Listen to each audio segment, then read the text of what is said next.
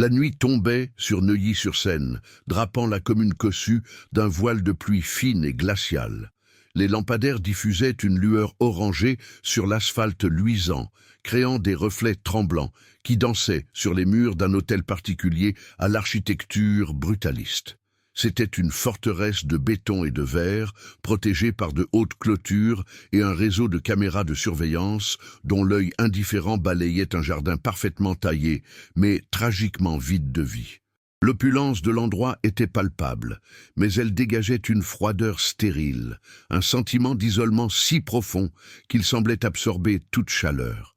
Le crépitement de la pluie contre les baies vitrées était le seul son qui troublait un silence presque aussi oppressant que la tempête qui grondait au dehors, un silence qui parlait de richesse, mais surtout d'une solitude abyssale et soigneusement entretenue.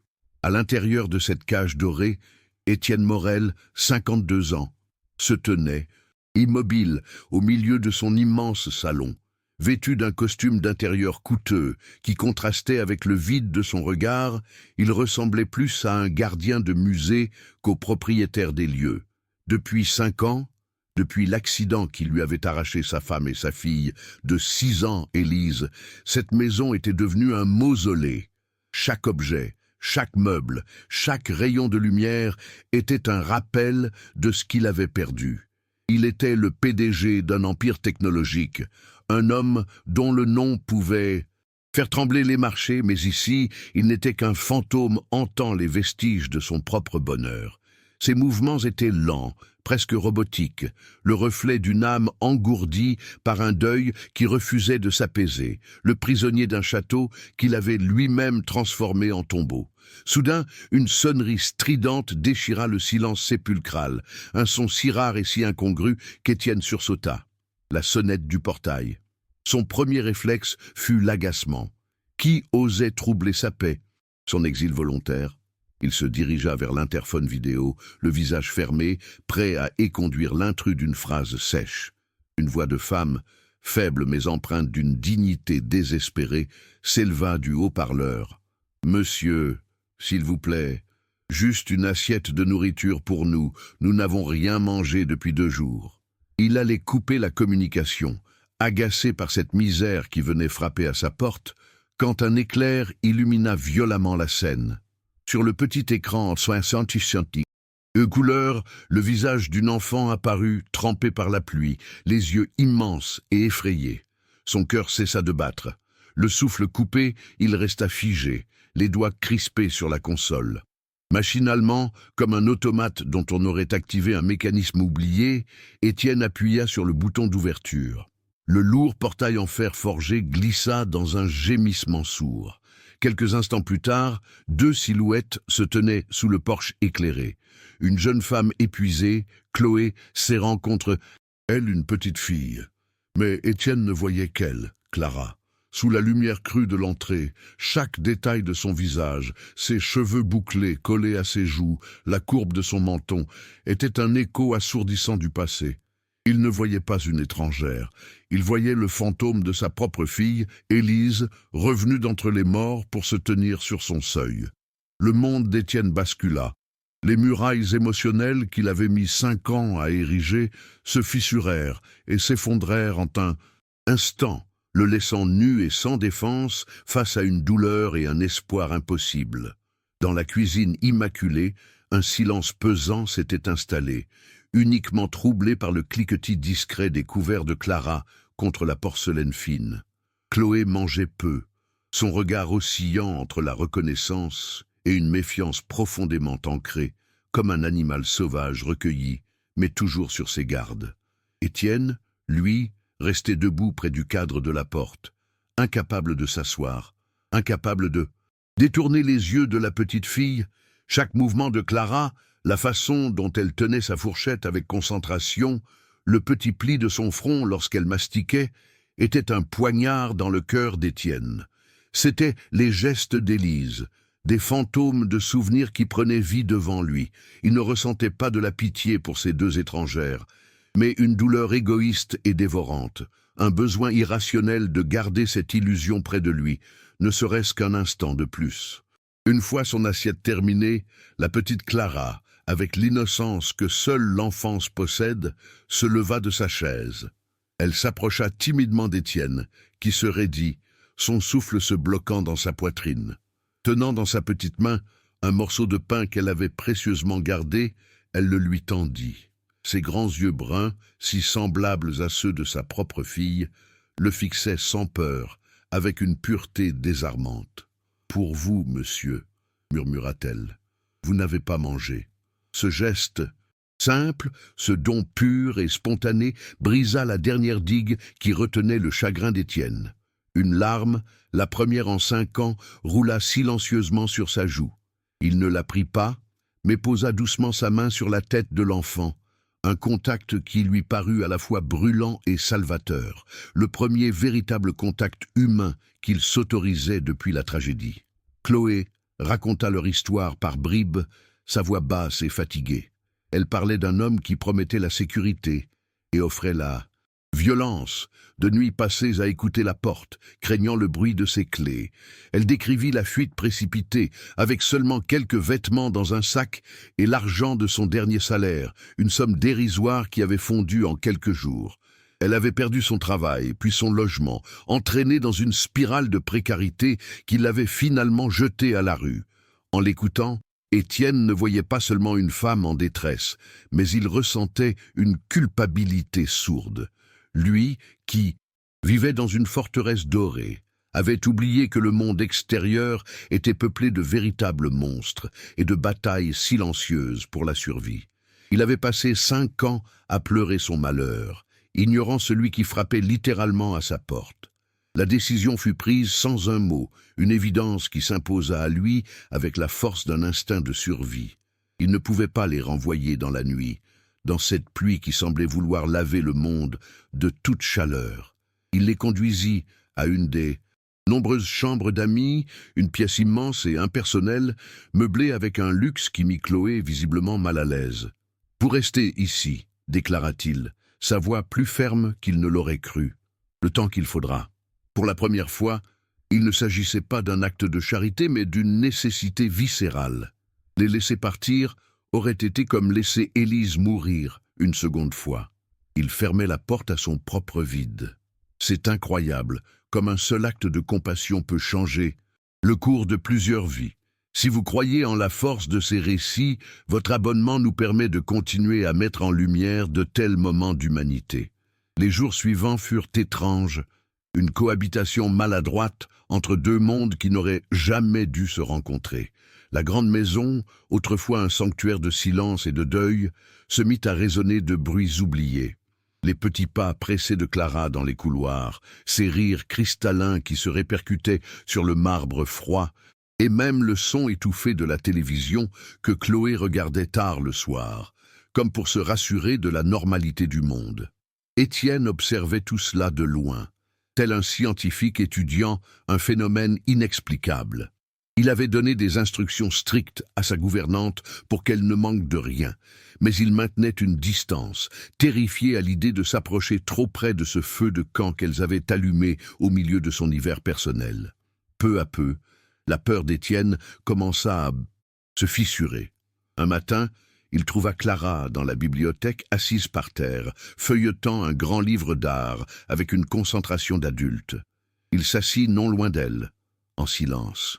Au lieu de s'enfuir, elle rampa jusqu'à lui et posa le livre sur ses genoux, pointant du doigt une peinture de Monet. « C'est joli », dit-elle simplement.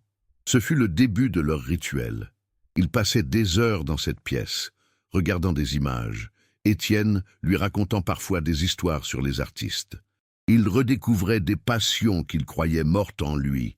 À travers les yeux de cet enfant, le monde reprenait des couleurs, et la maison, ce mausolée, commençait à ressembler de nouveau à un foyer, un lieu où la vie avait le droit de reprendre ses droits.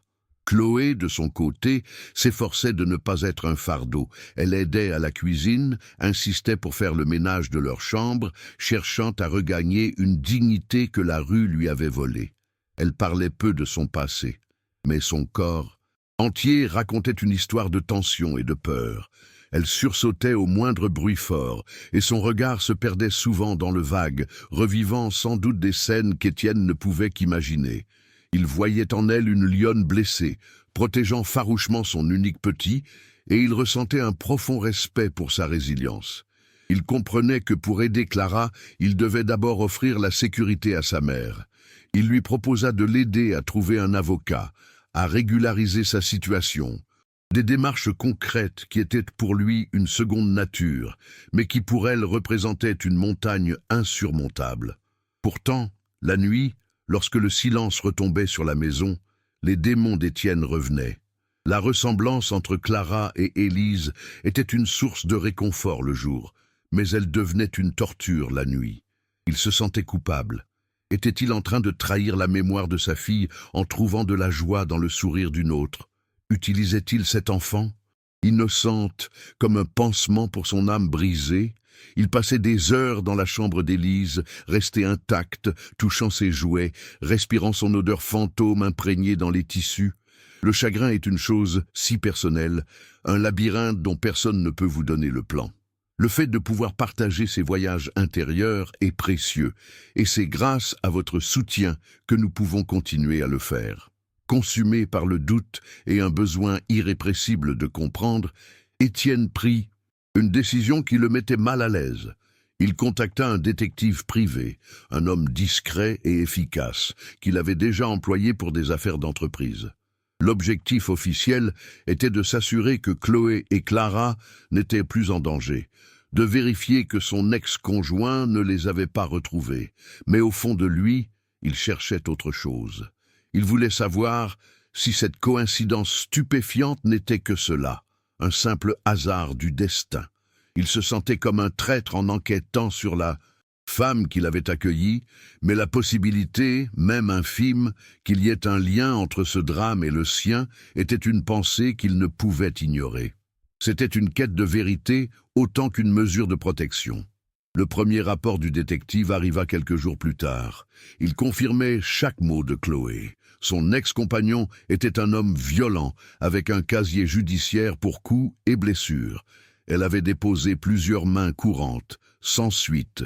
Elle avait fui pour sauver sa vie et celle de sa fille. Cette validation soulagea une partie de la conscience d'Étienne, mais elle renforça aussi son sentiment de protection envers elle. Elles n'étaient plus de simples étrangères, mais des réfugiés de guerre qu'il avait le devoir de protéger. Il commença à mettre en place des mesures de sécurité plus strictes autour de la propriété, non plus pour se protéger de la misère du monde, mais pour protéger le petit monde qu'il commençait à reconstruire à l'intérieur de ses murs. Puis vint le second rapport, celui qui fit basculer l'histoire de la tragédie personnelle au thriller angoissant. Le détective avait creusé plus loin. Le nom de l'ex-conjoint de Chloé, Marc Fournier, disait quelque chose à Étienne. En fouillant dans les archives de son entreprise, la vérité éclata, froide et brutale. Marc Fournier était un ancien cadre de son entreprise, un homme qu'Étienne avait personnellement licencié pour fraude 6 ans plus tôt, quelques mois seulement avant l'accident qui avait coûté la vie à sa femme et à sa fille. Le mot « coïncidence » s'effaça de son esprit, remplacé par le mot effrayant de « conspiration ». Le sol se déroba sous ses pieds. La rencontre sur son seuil n'était peut-être pas un hasard, mais l'aboutissement d'une histoire bien plus sombre et bien plus personnelle qu'il ne l'avait jamais imaginée. La tension devint palpable. Chaque voiture qui ralentissait devant le portail, chaque ombre dans le jardin devenait une menace potentielle. Le détective l'informa que Fournier avait été vu dans le quartier, posant des questions. Il les avait retrouvés. La forteresse de Neuilly-sur-Seine n'était plus un abri contre le chagrin, mais un bastion assiégé. Étienne sentit une peur froide qu'il n'avait pas ressentie depuis des années. Mais cette fois, elle était différente. Ce n'était plus la peur passive et résignée du deuil, mais la peur active et primaire d'un homme qui a de nouveau quelque chose à perdre. Il regarda Clara jouer dans le salon, inconsciente du danger qui rôdait, et il sut qu'il ne laisserait personne lui enlever cette seconde chance de vivre, cette lueur d'espoir qui portait le visage de sa plus grande douleur. Le fracas d'une baie vitrée brisée déchira la nuit, un son aussi violent et discordant qu'un cri dans une cathédrale. Marc Fournier se tenait dans l'encadrement déchiqueté, la pluie et le vent s'engouffrant avec lui dans le salon luxueux. Il n'était plus l'ombre furtive qui rôdait, mais une bête acculée, les yeux injectés d'une haine sauvage et désespérée. Chloé poussa un hurlement étouffé, se jetant devant sa fille pour la protéger de son corps, un réflexe maternel absolu. Étienne, quant à lui, resta figé une seconde, non pas par la peur, mais par la reconnaissance glaciale du destin. Le monstre de l'histoire de Chloé, le fantôme de son propre passé, venait de matérialiser sa menace au cœur même de son sanctuaire. Le silence qui suivit le fracas fut plus terrifiant encore, chargé de 5 années de douleur et d'une vengeance sur le point de s'accomplir. « Tu croyais pouvoir te cacher ici? Avec lui ?» cracha Fournier, sa voix rauque et tremblante de fureur en désignant Étienne. Il fit un pas en avant, le verre brisé crissant sous ses chaussures. « Il t'a tout donné, n'est-ce pas, pendant que moi je perdais tout à cause de lui. » Son regard se posa sur les portraits d'Élise qui ornaient les murs, et un sourire cruel tordit ses lèvres. Il sait ce que c'est de perdre ce qu'on aime le plus. Je m'en suis assuré personnellement. Ce n'était pas un accident, Morel. La voiture, c'était moi. Je voulais que tu souffres comme j'ai souffert, mais je ne savais pas qu'elle serait avec toi.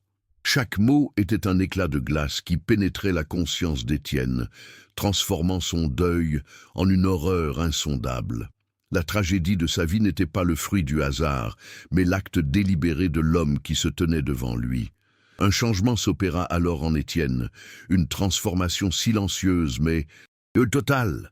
Le fantôme engourdi par le chagrin disparu, remplacé par une présence d'une intensité redoutable.